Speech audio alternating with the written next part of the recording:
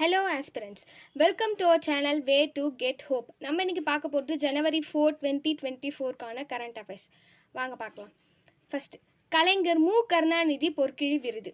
சென்னை நந்தனத்தில் நடைபெற்ற 47வது சென்னை புத்தக காட்சியில் 6 பேருக்கு கலைஞர் மு கருணாநிதி பொற்கிழி விருதானது வழங்கப்பட்டுள்ளது. இந்த பொற்கிழி விருது யாருக்கு கொடுக்குறாங்கன்னா, சிறந்த பதிப்பாளர்களுக்கு கொடுக்கக்கூடியது தான் இந்த கலைஞர் மு கருணாநிதி பொற்கிழி விருது. இது வருஷம் 6 பேருக்கு கொடுப்பாங்க.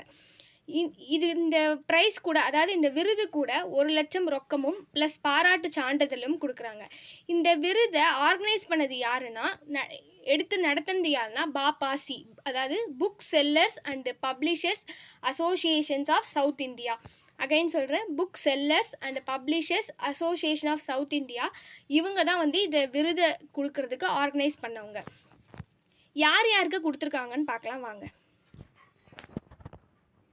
யார் யாருக்குன்னா, பேராசிரியர் ஆ சிவசுப்பிரமணியம் அவர்கள், உமா மகேஸ்வரி அவர்கள், தமிழ் மகன் அவர்கள், அழகிய பெரியவன் அவர்கள், வேலு சரவணன் அவர்கள், மயிலை பாலு அவர்கள். இந்த 6 பேருக்கு இந்த வருடம் கலைஞர் பொற்கிழி விருது வழங்கப்பட்டிருக்கு.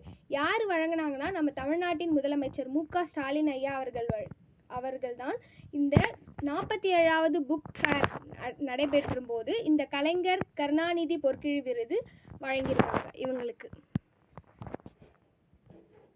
நெக்ஸ்ட், கலை செம்மல் விருது. கலை செம்மல் விருது யாருக்கு கொடுக்கணும்னா, ஓவிய கலைஞர்கள் மற்றும் சிற்ப கலைஞர்களில் சிறந்து விளங்கியவர்களுக்கு கொடுக்கக்கூடியது தான் இந்த கலை செம்மல் விருது. இந்த போர்ட்டலில் போயிட்டு அப்ளை பண்ண சொல்லியிருக்காங்க. யாரெல்லாம் இந்த ஃபீல்டில் இந்த ஓவிய கலைஞர்களும் சிற்ப கலைஞர்களும் இதில் போயிட்டு அப்ளை பண்ணிவிட்டு அதுக்கப்புறமா அவங்க செலக்ட் பண்ணி ப்ரைஸ் கொடுப்பாங்க. நெக்ஸ்ட், டிஎன்இபி சேஃப்டி செயலி. நம்ம தமிழ்நாடோட மின்சார வாரியம் டிஎன்இபி சேஃப்டி அப்படின்ற ஒரு நியூ ஆப்பை உருவாக்கியிருக்காங்க. எதுக்காகனா, அடிக்கடி மின் கசிவு ஏற்படுது. மின் கசிவு ஏற்படுறதுனால டிஎன்இபியில் ஒர்க் பண்ணுற ஊழியர்களுக்கு ரொம்ப இதுவாக இருக்கிறதுனால இந்த மின்சார வாரியம் டிஎன்இபி சேஃப்டி அப்படின்ற ஒரு ஆப்பை உருவாக்கியிருக்காங்க. அவங்க ரொம்ப எல்லாத்தையுமே செக் பண்ணிவிட்டு யூஸ் பண்ணுறாங்களா, எல்லாத்தையுமே முன்னாடியே பார்த்துட்டு ஒர்க் பண்ண ஆரம்பிக்கிறாங்களா அப்படின்றதெல்லாம் முன்னாடியே இந்த ஆப் மூலமாக தெரிஞ்சுக்கலாம். எல்லா மின்சார ஊழியர்களுமே இந்த டிஎன்இபி சேஃப்டி ஆப்பை ஏற்றிக்கணும் அப்படின்ற மாதிரி சொல்லியிருக்காங்க. நெக்ஸ்ட், ப்ரிவால் அப்படின்னா என்னன்னா, ஒரு பிளட் கேன்சருக்கான ஒரு மருந்து. இதை யார் கண்டுபிடிச்சாங்கன்னா, டாடா மெமோரியல் ஹாஸ்பிட்டல் அப்படின்ற ஹாஸ்பிட்டல் தான் இந்த இரத்த புற்றுநோய்க்கான முதல் வாய்வழி மருந்தான பரிவால் அப்படின்ற மருந்தை கண்டுபிடிச்சிருக்காங்க. இந்த மருந்து பேர் என்னது? பிரிவால். இதை யார் கண்டுபிடிச்சாங்கன்னா, டாடா மெமோரியல் மருத்துவமனை. இது எதுக்காகனா, பிளட் கேன்சருக்காக. நெக்ஸ்ட், கே ஸ்மார்ட் செயலி, K smart app. Kerala government ரீசெண்டாக இந்த கே ஸ்மார்ட் அப்படின்ற ஆப்பை ரிலீஸ் பண்ணியிருக்காங்க. ரீசெண்டாக என்னென்னா, இதில் நம்ம லோக்கல் கவர்மெண்ட் இன்ஸ்டிடியூஷனில் போய்ட்டு நம்ம என்னென்ன பர்த் சர்டிஃபிகேட், டெத் சர்டிஃபிகேட் இதெல்லாம் நம்ம இதுவாகும்.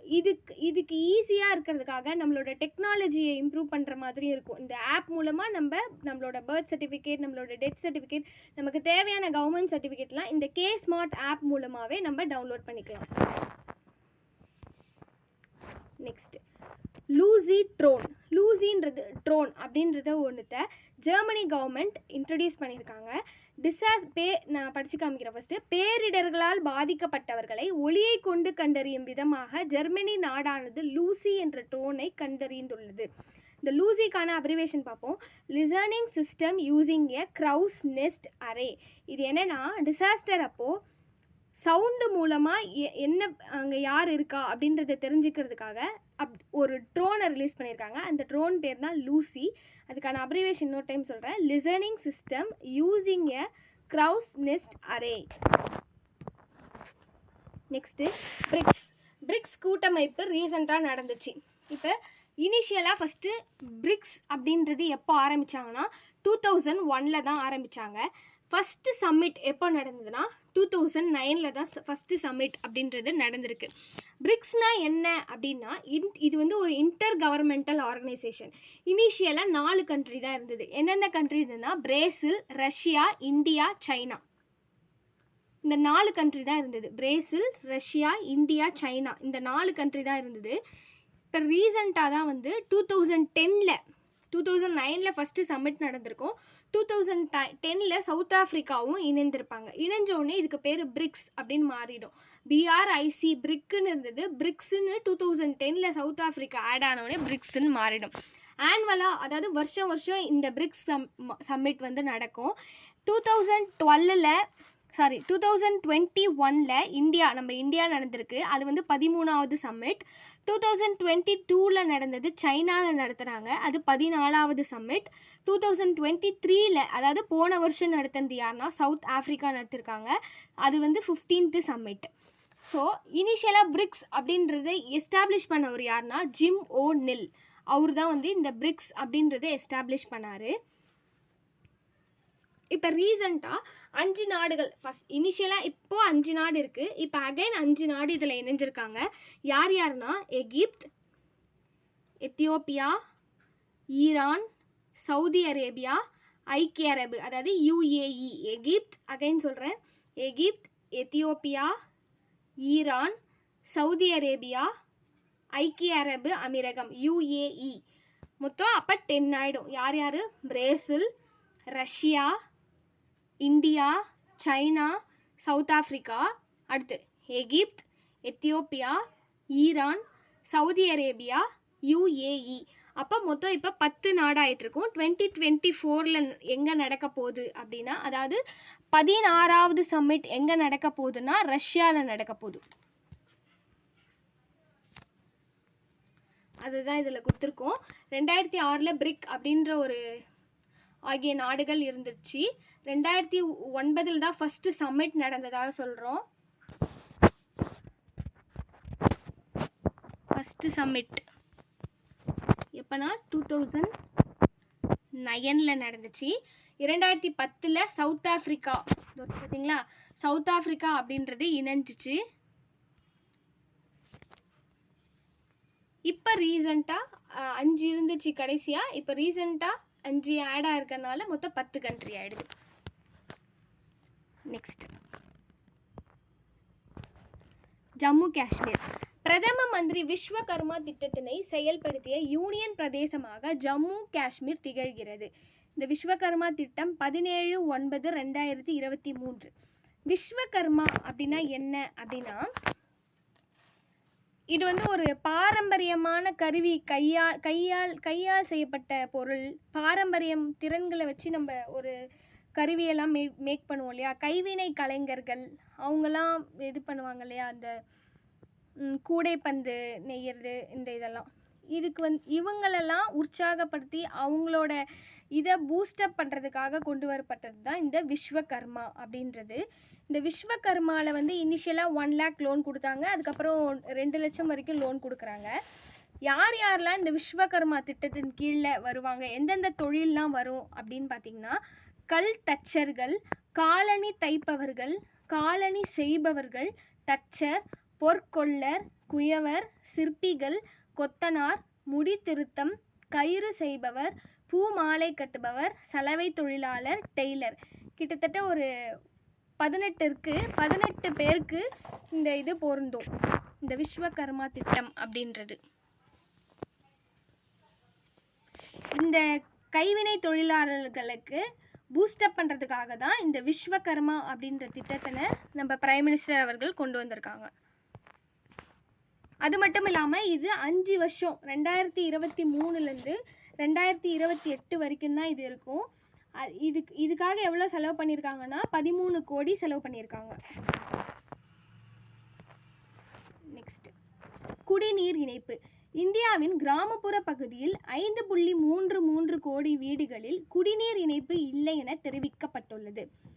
2023 டிசம்பர் நிலவரப்படி 72.29% கிராமங்களில் குடிநீர் இணைப்பானது வழங்கப்பட்டுள்ளது. அப்போ அப்போ இதில் என்ன சொல்கிறாங்க, இந்தியாவில் வில்லேஜ் சைடில் 5.33 கோடி இருக்கிற வீட்டில் தண்ணி சப்ளையே கிடையாதுன்றாங்க. ஆனால் டிசம்பர் எண்ட், அதாவது டிசம்பர் 2023 சர்வே படி 72.29% வந்து நாங்கள் தண்ணி கொடுத்தாச்சு, வழங்கப்பட்டுள்ளது அப்படின்ட்டுன்னு ரிப்போர்ட்டில் வந்திருக்கு. நெக்ஸ்ட்டு இதில் 100% குடிநீர் இணைப்பு ஃபுல்லாக பெறப்பட்ட ஸ்டேட் எதுனா Puducherry, Telangana, Gujarat, Goa, Andaman and Nicobar, Dadra and Nagar Haveli and Daman and Diu, Haryana, Punjab, Himachal பிரதேசம்.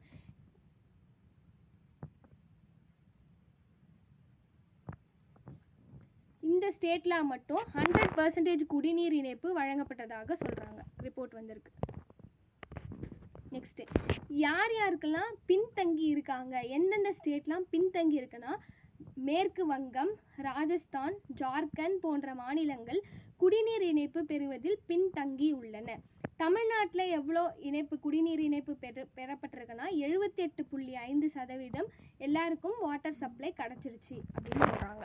இதில் யார் யார் முன்னோடி, அதாவது 100% யார் யார் அச்சீவ் பண்ணியிருக்காங்கன்னா குடிநீர் இணைப்பு பெற்றதில் Puducherry, Telangana, Gujarat, Goa, Andaman and Nicobar, Dadra Nagar Haveli and Daman and Diu, Haryana, Punjab, Himachal பிரதேசம். யார் பின்தங்கி இருக்காங்கன்னா West Bengal, Rajasthan, Jharkhand. Next ரீசெண்டாக நம்ம பிரைம் மினிஸ்டர் என்னென்ன திட்டத்தை தொடங்கியிருக்காருன்னா, கொச்சினுக்கும் லட்சத்தீவுக்கும் இடையே கடலுக்கு அடியில் ஒரு கண்ணாடி இழை கேபிள் அதை வந்து இணைக்கிற திட்டத்தினை நம்ம பிரைம் மினிஸ்டர் அவர்கள் தொடங்கி வச்சுருக்காங்க. அது மட்டும் இல்லாமல் காட்மாண்டு பகுதியில் உருவாக்கப்பட்ட அந்த கடல் நீரை வந்து குடிநீர் ஆக்கிறதுக்கான திட்டத்தையும் நம்ம பிரைம் மினிஸ்டர் அவர்கள் தொடங்கி வைத்திருக்காங்க. நெக்ஸ்ட் நதியா கால்வினோ ஐரோப்பிய முதலீட்டு வங்கியின் தலைவராக தேர்ந்தெடுக்கப்பட்டுள்ளார். இவ்வங்கியின் முதல் பெண் தலைவர் ஆவார். ஐரோப்பியாவில் இருக்க, அதாவது யூரோப்பில் இருக்க முதலீட்டாளர் வங்கி அதுக்கு தலைவராக நதியா கால்வினோ அப்படின்றவங்க அப்பாயிண்ட் பண்ணியிருக்காங்க. இந்த பேங்கோட முதல் பெண் தலைவர் இவர் தான், நதியா கால்வினோ. நெக்ஸ்ட் அபுதாபி 14/2/2024 அபுதாபியில் அமைக்கப்பட்டுள்ள முதல் இந்தி கோயில் திறக்கப்பட உள்ளது. இக்கோயிலுக்கு பாப்ஸ் ஹிந்து கோயில் என பெயரிடப்பட்டுள்ளது.